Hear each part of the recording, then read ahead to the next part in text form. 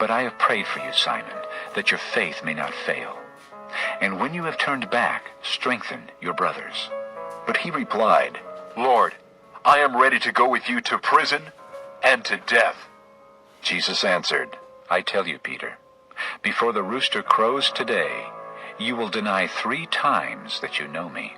Then Jesus asked them, "When I sent you without purse, bag, or sandals, did you lack anything?" "Nothing," they answered. He said to them, "But now if you have a purse, take it, and also a bag. And if you don't have a sword, sell your cloak and buy one.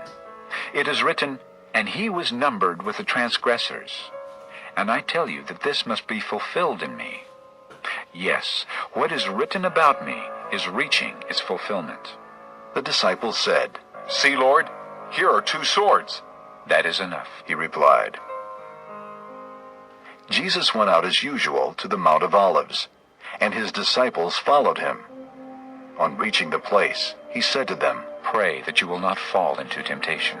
He withdrew about a stone's throw beyond them, knelt down, and prayed, "Father, if you are willing, take this cup from me.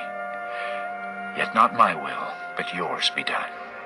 An angel from heaven appeared to him and strengthened him. And being in anguish, he prayed more earnestly, and his sweat was like drops of blood falling to the ground. When he rose from prayer and went back to the disciples, he found them asleep, exhausted from sorrow. "Why are you sleeping?" he asked them. "Get up and pray so that you will not fall into temptation." While he was still speaking, a crowd came up, and the man who was called Judas, one of the 12, was leading them.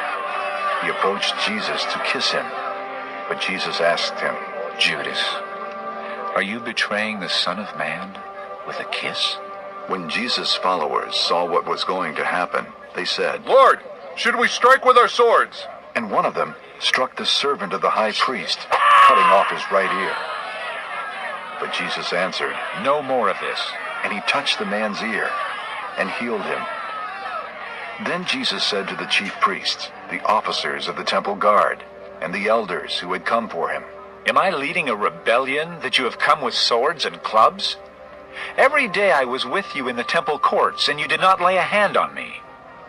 But this is your hour, when darkness reigns." Then seizing him, they led him away, and took him into the house of the high priest. Peter followed at a distance. But when they had kindled a fire in the middle of the courtyard, and had sat down together, Peter sat down with them.